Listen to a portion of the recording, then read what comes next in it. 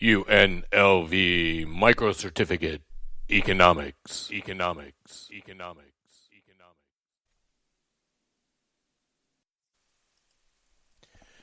Okay, we want to measure the economy. This section is about measuring the economy, and we do that a number of ways, and the first way we're going to talk about is using something called Gross Domestic Product, GDP.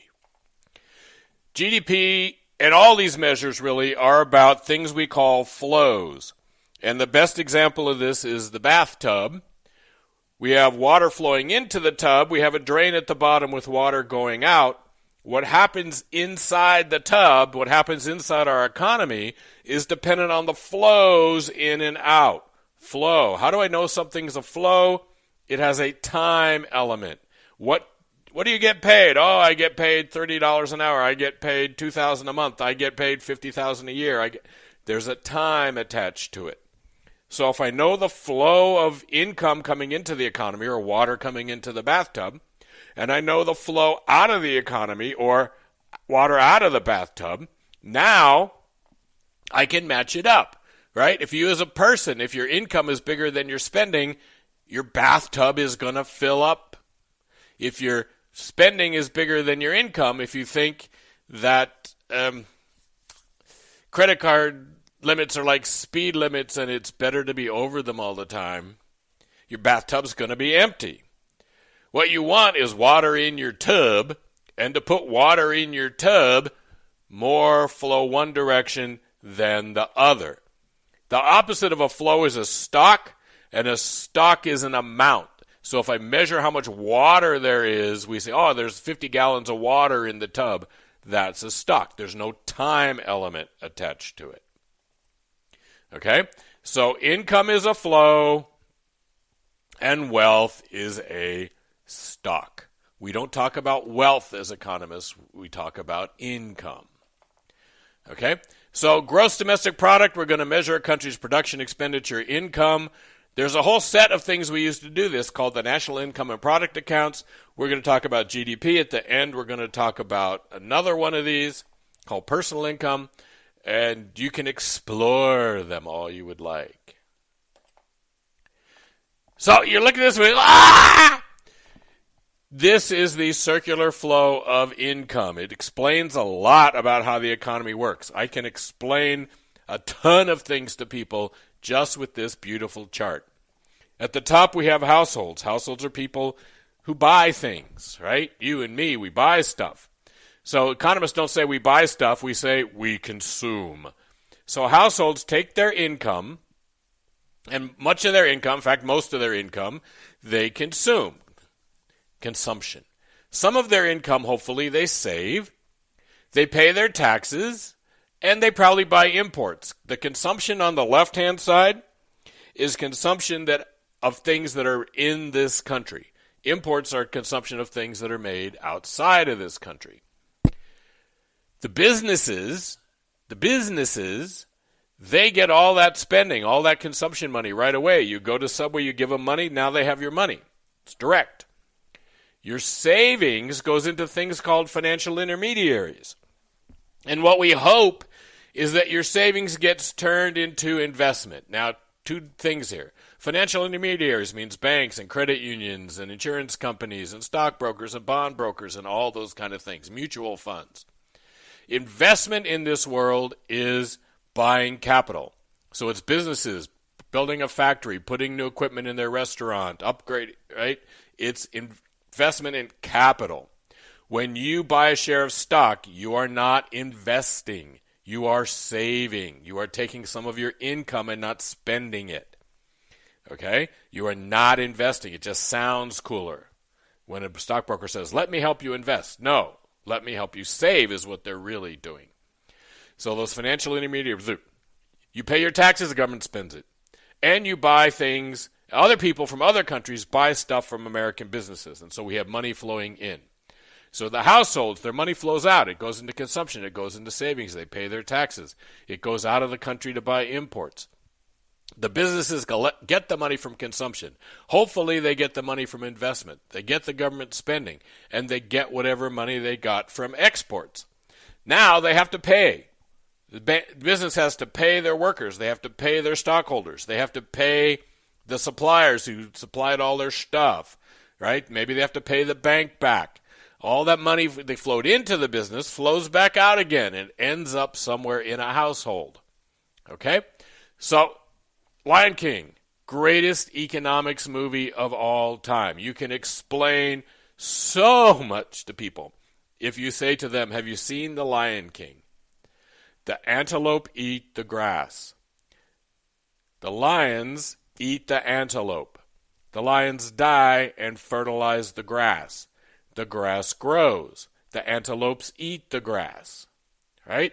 Mufasa explains this all to Simba, the circle of life. Well, that's economy, the circular flow. The lions eat the antelopes, die. The grass grows. The antelopes eat the grass. The lions eat the antelopes. Lions die, fertilize the grass. The antelopes eat the grass. And the Pride Lands are beautiful. Then the hyenas come over from Wall Street, and they eat too many of the antelopes. Now the lions don't have any food. They starve. They can't fertilize the... You with me? And now the economy falls apart. Now Simba has to come back, kill his uncle, get rid of the hyenas, kick Whoopi Goldberg out, right? And off we go. Things happen in here because the world gets messed up. If the financial intermediaries take your savings and that money sits inside that financial intermediary and doesn't come out like it's 2008 or 2009, no investment. The households get less money, they spend less money, the businesses get less money, they spend less money, the businesses get less money, households spend less money, businesses, right? And the economy goes down. It's all the Lion King. Okay? Now, we can actually find GDP in here. The top line of this and the bottom line of this are both GDP. Consumption, savings, and taxes. Ignoring imports for now. Consumption, savings, and taxes, that's GDP.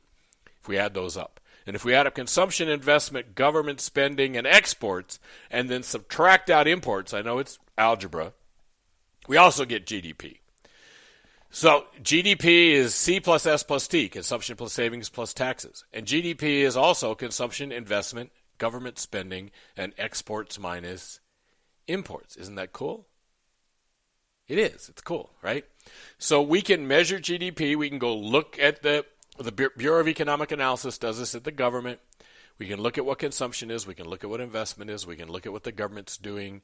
We can look at savings, we can look at taxes, we can look at exports and imports, and we can see the flows that are occurring throughout our economy. When the economy turns bad, that investment flow goes down. The tax flow goes down. The government flow usually goes up. You with me? And we can watch, numerically speaking at least, watch the flows. So, what goes into GDP? GDP, gross domestic product, is the market value of all final goods and services produced in a given year. Gross domestic product is the market value of all final goods and services produced in a given year. Gross domestic product is... What do we mean? Things that don't go through standard markets. Most of GDP, we calculate that from tax returns. Do drug cartels file tax returns? Generally, no, I would think. So illegal activities, criminal activities, trades that people make with each other, that kind of stuff isn't in GDP because it didn't go through a traditional market and it doesn't have a normal price. And it's not showing up in somebody's tax return. So gross domestic product is only the market value. It's going to miss a lot of stuff. And it's going to miss a lot more stuff in Burundi than it misses in the United States. Right? There's what we call the underground economy, the part of the economy that's not visible to most of us, that's not in GDP, but it's actually still there. And it's bigger in some countries than in others. Number 2, final goods and services. What that means is simple. We just count everything once in its final form. So if we take iron ore out of the ground, we turn it into steel, we turn the steel into car parts, and the car parts into the car, we're only going to count the car, the final form. Okay? The final form. And then we count everything once again, so we count it in the year that it's produced. So we have a 75 Impala there. If you go out to the used car lot and you buy the 75 Impala, that's not part of GDP because it counted in 1975. If you then take that Impala down and get it repainted and fixed up and put new tires on it and that, all of that is going to be part of GDP because it's new this year. Do we got that? Through the market, final form, only once in the year it's produced. Okay, just some quick numbers. The bottom set of numbers is from 2012. The top set of numbers is from 2019, which is pre-pandemic, the last good year before the pandemic. And we look at the size of GDP, and we see U.S. number 1, China number 2, Japan number 3, Germany number 4, France and the U.K. switching back and forth kind of about even. Then we get Brazil, Italy, Russia, and India. And actually, for the size of Russia as a country and all that, their economy is the size of Italy. Right? Brazil has a bigger economy. England has a bigger economy than Russia. Okay? Good? We have other versions of GDP. We have what we call per capita GDP. Per capita means per person. So China has basically close GDP to the United States, but they've got 5 times as many people living there. So per person, their GDP is much lower, and we'll talk about this all here in a second. Real GDP is GDP that's adjusted for inflation. Costs more to buy a house in the United States than it does right now than it did a year ago. We should adjust for that. And so we have this thing called real GDP, and we'll talk about real more. When an economist says real, and they're keeping it real, what we mean is we're adjusting for inflation, adjusting for the changes in price. If we do that, and we really look at the difference in cost of living, that's called purchasing power parity. And if we do that, China actually has a larger GDP than the United States because things in China are cheaper than they are in the United States. So that GDP goes further. Let's remember, though, that GDP doesn't tell us anything about how happy we are. Right? Just because GDP tells us how much stuff we have. And stuff and happiness do not necessarily equate. Yes? So just because we have a bigger GDP doesn't mean we're happier. Okay? So, highest real GDPs. Liechtenstein. There's a whole bunch of little countries, mostly, who are the top GDPs. Liechtenstein, Monaco, and countries like that. U.S., 63.5. Australia, 51. Germany is 25th. They're 46. Canada's 31. They're 43. Japan's 40th. They're at 40,000. On the other end, you have Burundi at a couple of $100. Somalia, Mozambique, Madagascar, Sudan. We live on a planet where 2 billion people live on $1 or less a day. So when we say, Warren Buffett says that if you're born in the United States, you automatically have won the lottery. Because you could have been born in one of these countries where you're going to live on $1 a day or $2 a day, and life is just, you don't even have clean water to drink. So life depends here, and if you're saying, where's China in this? Where's Russia in this? China and Russia are both about 10,000. Okay? 10,000. Costa Rica has higher average income than either China or Russia. Okay? So, yes, they're big and they're powerful on a global scale, but internally, right, their citizens, they still have a long way to go to build a standard of living that equals U.S. or Australia or Germany or Japan. The economy goes up and down, GDP goes up and down. Actual GDP, what we call nominal GDP, doesn't go up and down that much. But real GDP, inflation-adjusted GDP, actually does go up and down. And we go through things called the business cycle. The economy goes up, it hits a peak. So in 2020, we hit a peak during the pandemic. And then the economy falls. And that fall, that slide, is called a contraction. There are recessions that are contractions that are not recessions. There aren't recessions that aren't contractions. That recession term, there's a group of people who sit around and their job is to decide when recessions start and stop. We'll talk about that more in a minute. We hit the bottom, that's the trough, and then the economy goes back up and goes into what we call the expansion. So we're currently in an expansion phase. We can look at this graph here, this chart, and I know it's kind of but this is growth in GDP over time. So every one of those darker bands, that's a recession. This goes back to the end of World War II, to 1947, actually. We go down the line, you can see how much bigger these ups and downs used to be than they are now. Starting in the mid-'80s, GDP slowed down. It grew more often. We didn't have as many recessions, but its growth slowed down. Right? The growth of GDP slowed down. It still kept growing, right? And we hardly ever have recessions anymore compared to what we used to have. But our growth rate is slower.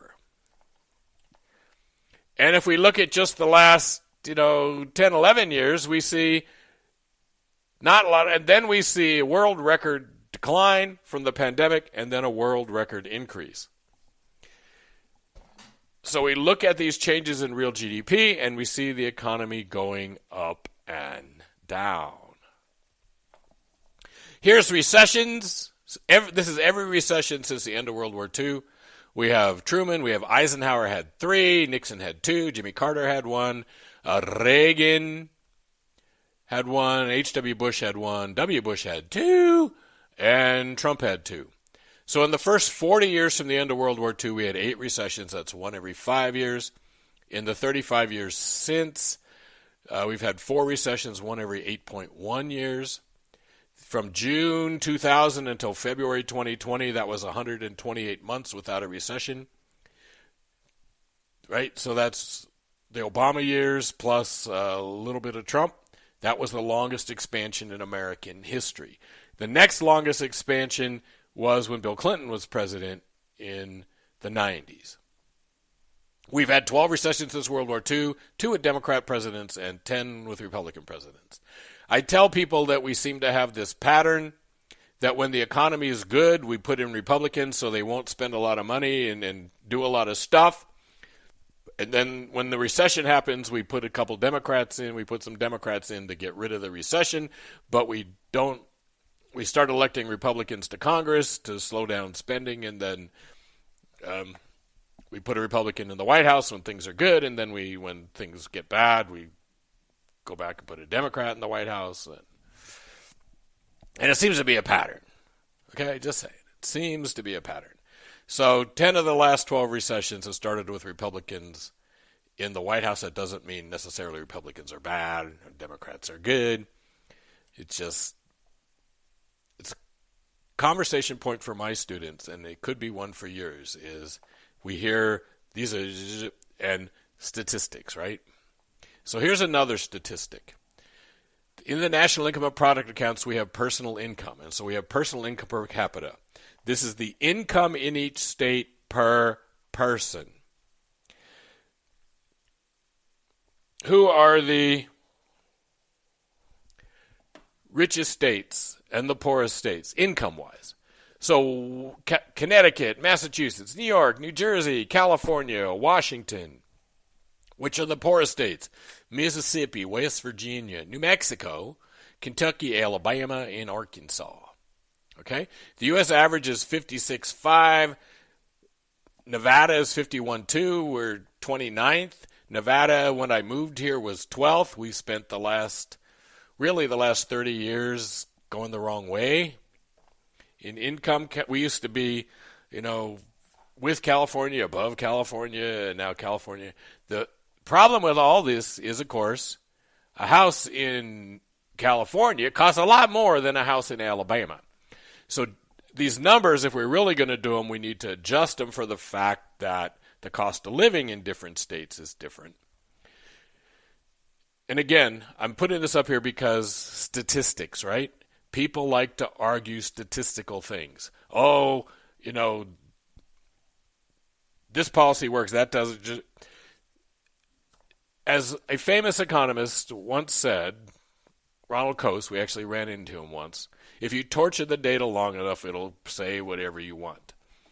So the statistics are out there, and how you interpret them. Economists are very big on trying to give you the numbers but not interpret them, because there's 6 different ways to interpret the numbers, and we don't want to try to tell you which one's right and which one's wrong.